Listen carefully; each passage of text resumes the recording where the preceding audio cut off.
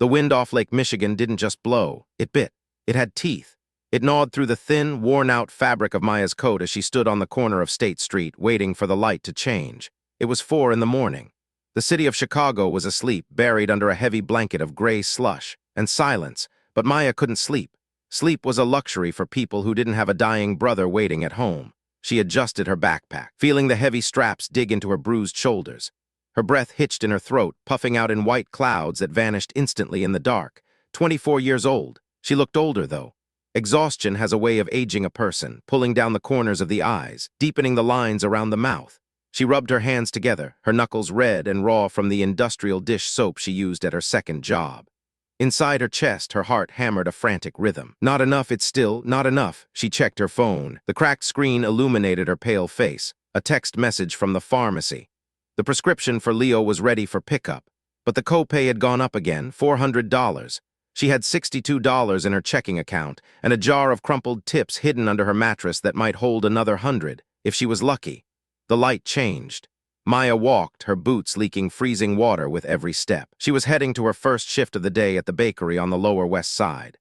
The smell of yeast and burnt sugar usually made her stomach grow, but today it just made her nauseous. She hadn't eaten a real meal in 2 days. The food she bought was for Leo, always for Leo. Leo was 8. He used to be loud. The kind of kid who ran until he fell down and laughed until he hiccuped. Now, he was quiet. He was a small lump under 3 blankets on a sofa bed in their drafty studio apartment. His lungs were failing him, a genetic cruelty that had taken their parents 5 years ago and was now coming back to finish the job. Maya pushed open the back door of the bakery, the heat from the ovens hitting her like a physical wall. "You're late, Maya." The manager grunted, not looking up from his clipboard. "I'm sorry, Sal, the bus, the snow," Maya whispered, quickly tying her apron. Her hands were shaking, not from the cold anymore, but from a deep, vibrating weakness that started in her marrow. "Just get the trays, and don't drop anything today. I'm docking you for the cookies you broke on Tuesday." Maya didn't argue. She couldn't afford to argue. She needed this money. She needed the diner shift after this. And she needed the cleaning shift at the hotel after that. 3 jobs, 18 hours a day, and still, she was losing the race. She grabbed the heavy metal tray of dough, her muscles screaming in protest. As she lifted it, the room tilted slightly to the left, just a momentary dizziness. She blinked it away, grit her teeth, and kept moving. She had to keep moving. If she stopped, even for a second, she was terrified she would never start again. By 2 in the afternoon, the sky outside was a dull, oppressive white. Maya was now at the diner, her second stop in this marathon of survival. The lunch rush was a chaotic blur of clattering plates, shouting cooks, and impatient customers demanding refills on coffee.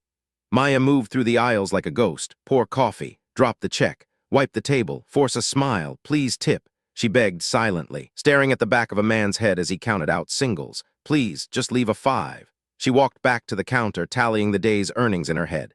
If she skipped paying the electric bill this month, she could buy half of Leo's medication. But if the power went out, the nebulizer wouldn't work. It was impossible math, an equation with no solution. Her phone buzzed in her apron pocket. She shouldn't check it. Managers hated phones, but it might be Mrs. Gable, the neighbor who sat with Leo during the day. She ducked behind the soda fountain and pulled it out. It wasn't Mrs. Gable. It was a notification from the landlord, rent past due, 3-day notice. The air left her lungs. Maya gripped the counter, her fingernails digging into the laminate. She felt a hot prickle of tears, but she swallowed them down. Crying took energy. Crying dehydrated you. She didn't have time for tears. "Table 4 needs ketchup," the cook yelled, slapping a bell. Maya shoved the phone back into her pocket and grabbed the bottle. As she walked to table 4, her vision swam. The checkered floor seemed to ripple like water. She stumbled, catching herself on the back of a booth. "Whoa there, honey," an older woman in the booth said, reaching out to steady her. "You okay? You look pale as a sheet." "I'm fine," Maya lied, her voice raspy. "Just tripped over my own feet." Clumsy, she wasn't fine. A dull throb had started at the base of her skull, pulsing in time with her heartbeat. Her legs felt like they were filled with lead. She served the ketchup, took the order, and kept going. She thought of Leo. Last night he had looked at her with those big, dark eyes sunken into his face and asked, "Maya, am I going to die like Mom?" She had held him so tight, rocking him back and forth. "No, no, Leo, I'm going to fix it. I'm working on it. I promise." A promise is a heavy thing to carry when your pockets are empty. Her shift ended at 5. She had exactly 45 minutes to get to the Grand Remington Hotel downtown for the evening shift. This was the hardest job, but it paid the most. Tonight was a special event, a gala for the city's elite. They needed extra servers and cleaning staff. They wanted people to be invisible. Maya was good at being invisible. She changed in the bus station bathroom, splashing freezing water on her face to shock herself awake. She looked in the mirror. Her eyes were bloodshot. Her skin was translucent, blue veins mapping the exhaustion beneath. She slapped her cheeks, trying to bring some color back. Do it for Leo, just do it for Leo. The Grand Remington Hotel smelled of expensive perfume, prime rib, and old money.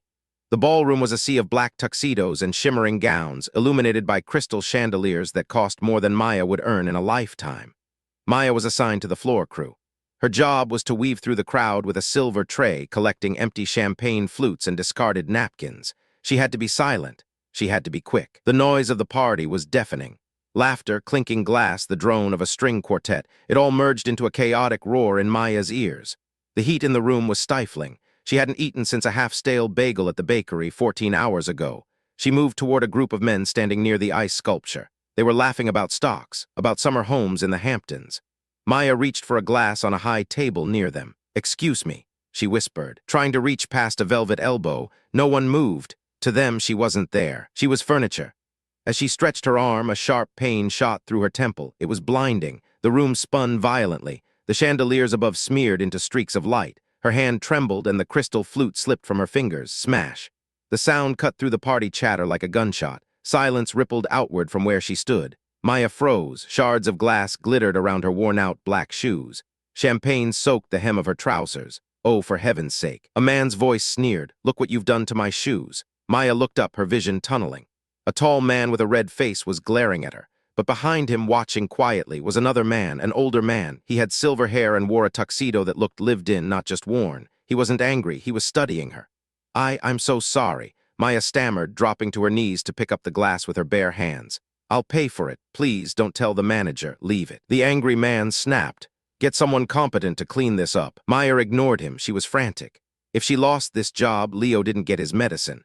She grabbed a large shard of glass, cutting her thumb. She didn't feel the pain. She only felt the panic. Then, the floor seemed to drop out from under her. The darkness crept in from the edges of her vision, turning the golden room into a long, dark tunnel. She tried to stand, but her legs had turned to water. She looked up one last time. The older man with the silver hair stepped forward, his eyes widening. He wasn't looking at the mess. He was looking at her face. "Miss," he said, his voice deep and surprisingly gentle. Maya opened her mouth to apologize again, but no sound came out. Her knees buckled. The world tilted sideways. The last thing she felt was the cold marble floor against her cheek, and the last thing she heard was the frantic voice of the stranger shouting for a medic. Then, there was only silence. Beep, beep, beep. The sound was rhythmic, annoying, persistent. Maya tried to swat it away, but her arm felt heavy, anchored to something. She forced her eyes open. White. Everything was white, clean, crisp sheets, a sterile ceiling. A window looking out over the city skyline, but from a vantage point she had never seen before. This wasn't the county clinic. This was a private room. Panic surged through her chest. The bill, the hospital bill. I can't afford this. She tried to sit up, gasping as the Roman 4 line tugged at her arm. "Easy now," a voice came from the corner of the room. "You've been out for 16 hours. Your body needs to catch up." Maya turned her head.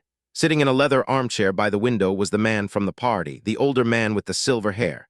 He was reading a book, wearing a simple gray sweater now. He looked like a grandfather, not a guest at a Millionaire's gala. Who are you?" Maya croaked. Her throat felt dry as dust. "My name is Arthur Sterling," he said, closing his book and standing up. He poured a glass of water from a pitcher and brought it to her. "Drink, slowly." Maya took the glass with shaking hands. "Why am I here? I have to go. My brother, Leo, he's alone. He's not alone," Arthur said softly. He pulled a chair closer to the bed. "Mrs. Gable is with him, and I have a private nurse stopping by every hour to check his vitals. He's fine, Maya, better than fine." Maya froze, the glass halfway to her mouth. "How do you know my brother's name? How do you know Mrs. Gable?" Arthur sighed, clasping his hands together. He looked down at them, then back at her. His eyes were sad, filled with a history she didn't understand. "When you collapsed, you didn't have an ID, just a phone. I unlocked it to find an emergency contact. I saw the texts, the pharmacy, the landlord, the text to your brother promising him you'd save him." Maya felt exposed, naked. Her shame burned her cheeks. "I don't need charity," she whispered, though her voice wavered. "I work hard, I had a bad week. You have 3 jobs. Arthur corrected her gently.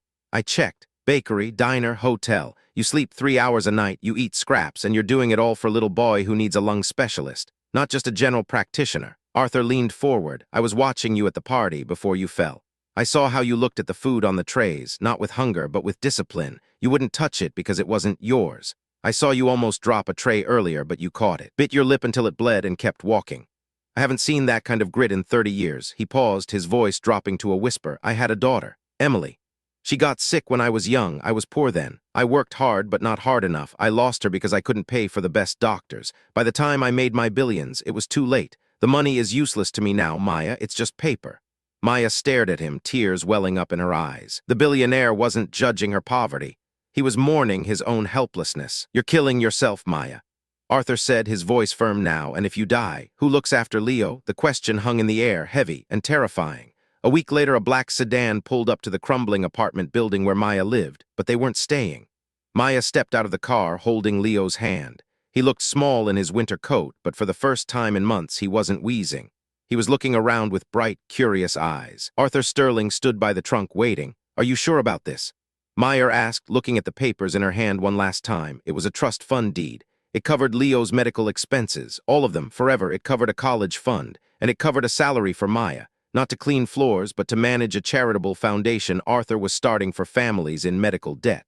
I'm not giving you a handout, Maya, Arthur said, smiling for the first time since they met. I'm making an investment. I need someone who knows what it feels like to be at the bottom, to help me pull others up. You earn this, every penny. Maya looked down at Leo. He squeezed her hand. Is this real, Maya? Leo asked, his voice clear. Maya crouched down, ignoring the wet snow on the pavement. She brushed a lock of hair from his forehead. Yeah, buddy, it's real. No more cold nights. No more scary coughs. She stood up and looked at Arthur. The wind was still blowing off Lake Michigan, but it didn't bite anymore. It felt fresh. It felt like a beginning. Thank you, she whispered. It was a small word for such a big life. Arthur nodded, opening the car door for them. Don't thank me, just live. That's all I ask. Live for both of you. As the car drove away from the gray streets into the city, Maya leaned her head back against the seat. She closed her eyes. For the first time in 5 years, she didn't have to count the minutes. She didn't have to count the dollars. She just breathed in and out, listening to the steady, strong rhythm of her brothers breathing beside her. They were going to be okay. And sometimes, when you're falling into the darkness, that's exactly when someone is finally able to catch you. Thanks for watching. If this story touched your heart, please hit that subscribe button and visit the channel for more real-life stories of hope and transformation. You never know whose life you might change, just by being there.